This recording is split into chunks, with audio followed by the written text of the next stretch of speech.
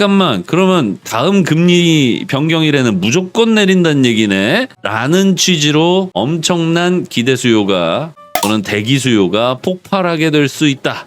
따라서 호재냐 악재냐 한다면 아주 짧게는 악재지만 길게 보면 호재다. 네, 이렇게 생각을 하시면 될 것 같아요.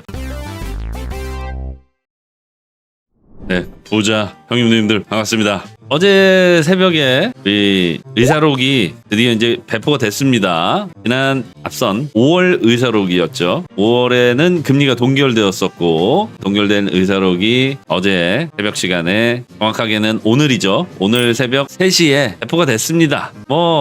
영어로 아주 좋은 말들이 가득한 가운데 우리에게는 구글 형님이 계시죠. 네, 여기서 한국어로 번역, 마우스 우클릭한 다음에 한국어로 번역. 이제 스마트폰에서 보실 때는 이렇게 영문 페이지를 구글에서 제공하는 크롬으로 오픈을 하시면 그 스마트폰 하단부에 또는 기종에 따라서 상단부에 이렇게 번역 기능이 제공됩니다. 거기에서 이제 한국어로 번역 이걸 선택을 하시면 국문으로 우리 세종대왕님이 만드신 훈민정음으로 보실 수가 있어요. 일단 저는 방송 중이니까 한국어로 번역. 네, 역시 킹갓 제네럴 엠퍼럴 구글이 아닌가. 네, 한국어로 번역해서 보시게 되면은 역시나 좋은 얘기들이 가득한데 너무 많아요. 그죠? 와, 이거 거의 단편 소설 한 편 읽어야 가능한 정도의 분량이 보여지고 있습니다. 일단 우리 날도 더운데 이거 일일이 다 읽어볼 필요는 없겠죠? 그래서 쩔코 동생이 누구야? 예, 우리 GPT한테 일을 좀 시켜봤습니다. 자, 종합 판단 요것만 보시면 돼요. 여기 이제 엑기스가 모여 있습니다. 자, 첫 번째, 가장 유력한 시나리오는 여전히 변동사항은 없다. 총 2차례 금리 인하에 대해서는 변동사항이 없고요. 이제 조금 엇갈리는 부분, 쟁점이라고 볼 필요까지는 없습니다만은 그래도 이제 엇갈리는 부분이라고 하면 가장 유력한 시나리오가 9월, 10월이 아니라 9월하고 12월이다. 보통 이제 12월에는 안 그래도 좀 경기가 호조세를 보이기 때문에 금리 인하를 보통은 단행하지 않는 게 어찌 보면은 우리가 충분히 예상할 수 있는 시나리오인데, 그럼에도 불구하고 어제 배포된, 그러니까 오늘 새벽이죠. 오늘 새벽 3시에 배포된 지난 5월 달에 있었던 FOMC 회의록 내용만으로 보자면 아무래도 9월, 10월 연속적인 금리 인하보다는 9월과 12월로 이렇게 한 분기 건너뛰어서, 그러니까 3, 4분기 한 번, 4, 4분기 한 번, 이런 식으로 끝부분에 붙여서 3, 4분기의 맨 마지막 9월, 그리고 4, 4분기의 맨 마지막 12월, 이렇게 두 차례 금리 인하를 단행하는 게 가장 유력한 시나리오입니다. 그러니까 여기에서 오해하시면 안 되는 부분이 확정된 건 아니에요. 하지만 가장 유력한 이유는 연준에서 계속 밝혀왔다시피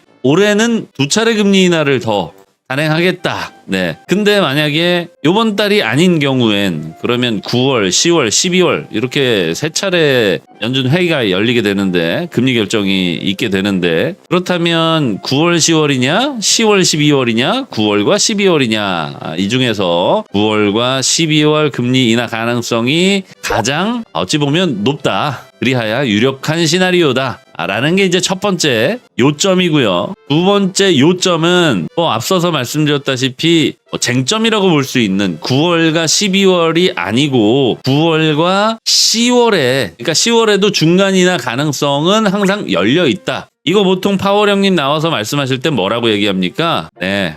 우리는 여전히 데이터를 보고 데이터를 그 중심에 두고 결정을 하려고 합니다. 다음 회의에서도 마찬가지로 기존의 물가 데이터를 중심으로 우리 연준 위원들의 회의와 함께 논의해 보도록 하겠습니다. 이런 식으로 의사를 밝히잖아요. 한마디로 앞으로의 어떤 변해가는 또 예상되는 변화 이런 것들을 실제 수치화해서 보고 나서 결정하겠다는 얘기죠. 항상 이제 데이터 보고 결정하겠습니다. 이게 어찌 보면 파월 형님의 앵무새 같은 여태까지 늘 보여왔던 모습들이기 때문에 중간에 9월, 12월 또는 9월, 10월 또는 10월, 12월이 될 수도 있겠죠. 다만 현재로서는 가장 유력한 시나리오는 9월과 12 2월이다. 이렇게 예상하고 계시면 크게 벗어나지는 않을 것 같아요. 다만 확정된 것은 아니니까 중간에 언제든지 뭐 9월, 10월이 될 수도 있고 10월, 12월이 될 수도 있다. 다만 우리가 이 금리를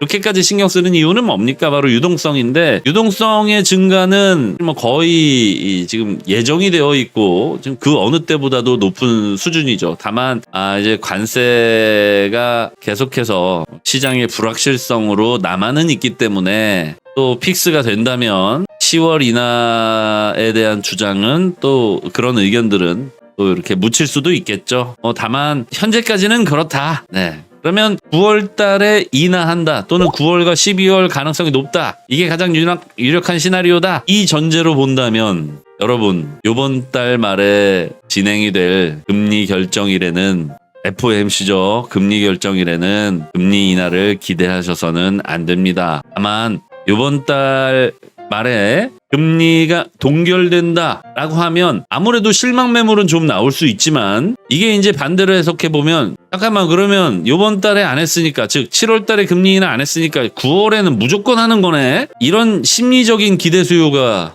폭발할 수 있어요. 네, 이 부분 참고하셔야 됩니다. 그러니까 금리 동결되는 게 단기적으로는 뭐 일시적인 그 이익 실현, 그죠? 실망 매물이라고 표현하기도 하고, 이익 실현. 아무래도 실망 매물이라는 게 조금 더 와닿기는 할 거예요. 금리 이번 달에도 내리겠지라고 생각했다가 안 내리면은 뭐야 속았네 하면서 파는 사람들 있겠죠. 그런데 중요한 건 그게 아니라 그건 일시적인 반응일 뿐이고, 잠깐만, 그러면 다음 금리 변경일에는 무조건 내린다는 얘기네 라는 취지로 엄청난 기대 수요가 또는 대기 수요가 폭발하게 될 수 있다. 따라서 호재냐 악재냐 한다면 아주 짧게는 악재지만 길게 보면 호재다. 네, 이렇게 생각을 하시면 될 것 같아요.